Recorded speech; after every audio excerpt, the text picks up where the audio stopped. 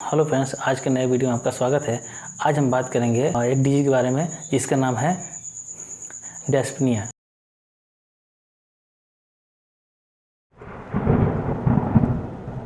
Dyspnoea का मतलब होता है डिफ़िकल्टी इन ब्रीदिंग, यानी कि सांस लेने में दिक्कत। सांस लेने में दिक्कत, इसका सीधा संबंध है कि हमारे शरीर में ऑक्सीजन की कमी हो जा रही है। हमारे शरीर में ऑक्सीजन की कमी के मेन दो कारण है। पहला कारण है कि हमारे आसपास के इन्वायरमेंट में, यानी आसपास के वातावरण में ऑक्सीजन की कमी हो जा रही है।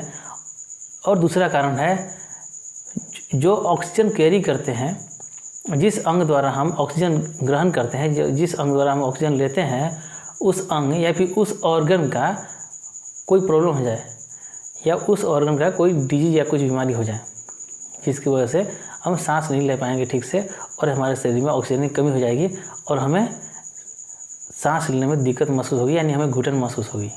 चलिए, इसके और भी रीज़न है जिसके हम डिटेल में जानते हैं। तो इसका पहला रीज़न है फिजियोलॉजिकल के अंतर्गत पहला रीज़न है माउंटेनियर्स। वैसे लोग जो पहाड़ चढ़ते हैं, पर्वतारोही का काम करते हैं, तो उनको भी डिस्पनिया की प्रॉब्लम हो सकती है, क्योंकि जैसे जैसे धरती के सतह से ऊपर जाते हैं तो वैसे वैसे एयर थिन, यानी एयर पतला होता जाता है, तो ज़्यादा ऊंचाई पे जाने के बाद भी सांस लेने में दिक्कत हो जाती है। दूसरा कारण है एक्सरसाइज। जब हम एक्सरसाइज करते हैं, हमारा शरीर ज़्यादा मात्रा में ऑक्सीजन यूज करता है, तो उस कंडीशन में भी हमें सांस लेने में दिक्कत महसूस हो सकती है। तीसरा है हाइपरपैरेक्सिया। फिजियोलॉजिकल के अंदर में ही है हाइपरपैरेक्सिया। हाइपर का मतलब होता है ज़्यादा हो जाना, पैरेक्सिया का मतलब होता है टेम्परेचर, बॉडी टेम्परेचर।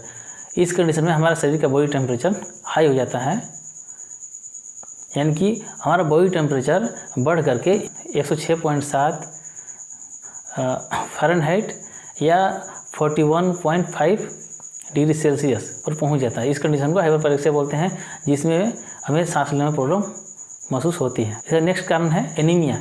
जब हमारे शरीर में खून की कमी हो जाती है, खून की कमी यानी कि हमारे शरीर में आरबीसी की संख्या कम हो जाती है, रेड ब्लड सेल की संख्या कम हो जाती है, उस समय भी हमें सांस लेने में दिक्कत महसूस होती है, क्योंकि आरबीसी है जो ऑक्सीजन को ले करके पूरा शरीर में पहुंचाता है। आरबीसी कम हो जाएगा तो हमारे शरीर को सही मात्रा में ऑक्सीजन नहीं मिल पाया, जिससे हमें सांस लेने में प्रॉब्लम महसूस होगा। पहला था फिजियोलॉजिकल, जिसके अंतर्गत इतने रीजन आते थे। अब नेक्स्ट है रेस्पिरेटरी। रेस्पिरेटरी का मतलब फेफड़ा संबंधित प्रॉब्लम, यानी फेफड़ा संबंधित कोई बीमारी।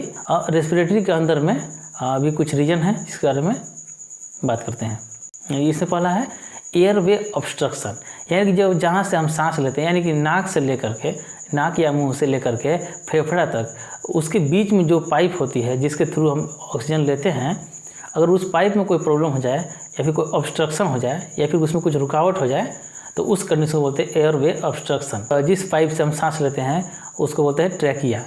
अगर ट्रैकिया में कोई ऑब्स्ट्रक्शन हो जाए तो हमें सांस लेने में प्रॉब्लम महसूस होती है। दूसरा है ब्रोंकियल अस्थमा। जब हमें ब्रोंकियल अस्थमा होता है तो उस कंडीशन में भी डिस्पनिया की शिकायत होती है और हमें सांस लेने में प्रॉब्लम होती है।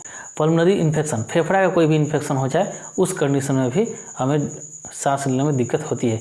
पल्मोनरी इडिमा, अगर फेफड़ा के अंदर में कोई सूजन हो जाए या फिर वहाँ पे फ्लूइड का एक्युमुलेशन हो जाए, तो उस कंडीशन में भी सांस लेने में प्रॉब्लम होती है। नेक्स्ट है पल्मोनरी एम्बोलिज्म।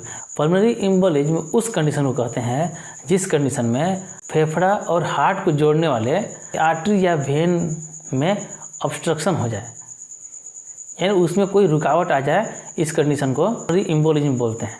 पल्मोनरी एम्बोलिज्म से सांस लेने में दिक्कत का संबंध इसलिए है क्योंकि होता क्या है, हार्ट से डीऑक्सीजनेटेड ब्लड, यानी वैसा ब्लड जिसमें ऑक्सीजन नहीं होता है, वो पल्मोनरी आर्टरी के थ्रू, पल्मोनरी आर्टरी के द्वारा फेफड़ा में आता है और वहाँ से ऑक्सीजन ले करके पल्मोनरी वेन के द्वारा हार्ट में जाता है और वहाँ से पूरे शरीर में पहुँचता है।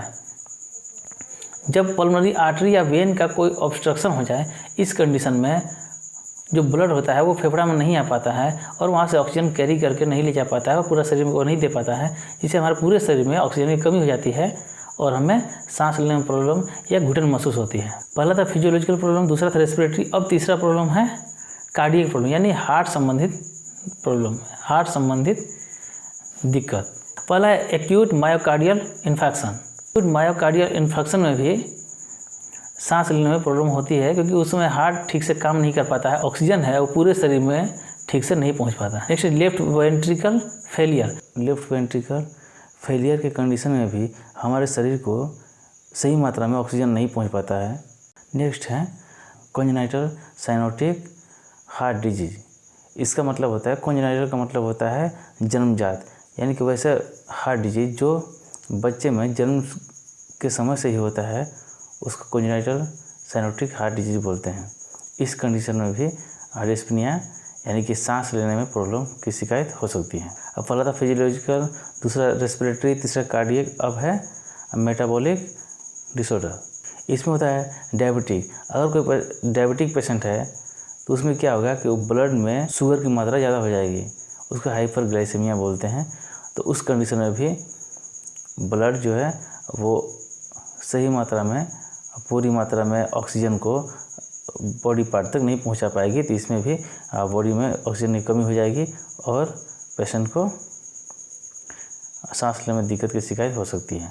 नेक्स्ट है यूरेमिया। यूरेमिया का मतलब होता है कि ब्लड में अननेसेसरी वेस्ट मटेरियल का जमा हो जाना। ये कब होगा? जब हमारा रीनल यानी कि जब हमारा किडनी सही से नहीं काम करेगा, उस कंडीशन में ये हो सकता है यूरेमिया। तो उस कंडीशन में भी ब्लड में वेस्ट मटेरियल ज़्यादा हो जाएगा, तो वो सही से ऑक्सीजन कैरी करके बॉडी के हर एक पार्ट पर नहीं पहुंचा पाएगा। तो उस कंडीशन में भी हमें सांस लेने में दिक्कत यानी डिस्पनिया की प्रॉब्लम हो सकती है। इन्वेस्टिगेशन। जब पेशेंट डॉक्टर के पास जाता है तो डॉक्टर कौन कौन सा जाँच कराते हैं इसके बारे में बात करते हैं।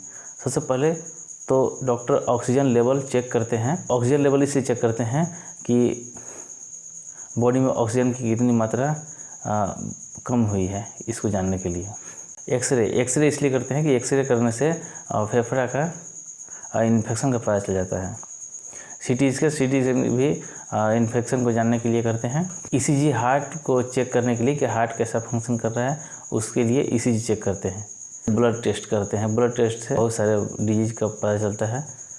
ट्रीटमेंट, सबसे पहले उसका ट्रीटमेंट तो अगर शरीर में ब्लड ऑक्सीजन लेवल कम हो गई है तो उसको ऑक्सीजन दिया जाएगा। उसके बाद रिलेटेड ट्रीटमेंट किया जाएगा, यानी कि जिस अंग संबंधित प्रॉब्लम है या भी जहाँ पे प्रॉब्लम है वहाँ पे उसका ट्रीटमेंट होगा। यानी कि अगर फेफड़ा का प्रॉब्लम हो तो फेफड़ा का ट्रीटमेंट होगा, और अगर हार्ट का प्रॉब्लम हो तो हार्ट का ट्रीटमेंट होगा। इसी तरह से जहाँ जिस पार्ट का प्रॉब्लम होगा उसका ट्रीटमेंट होगा। प्रिवेंशन यानी बचाव के लिए आप ज़रूरी है कि वैसा काम ना करें जिससे आपके फेफड़ा को नुकसान पहुँचे। जैसे कि आपको स्मोकिंग छोड़ना होगा। अगर आप वैसे फैक्ट्री एरिया में रहते हैं जहाँ का प्रदूषण ज़्यादा है, जहाँ से हानिकारक केमिकल बनते हैं, तो वहाँ पे आपको मास्क का हमेशा यूज करना। स्ट्रेस नहीं लेना है। आज की वीडियो में इतना ही। वीडियो देखने के लिए थैंक यू। अगर वीडियो अच्छा लगे तो वीडियो को लाइक करें, दोस्तों के साथ शेयर करें और चैनल को सब्सक्राइब करें। Thank you very much.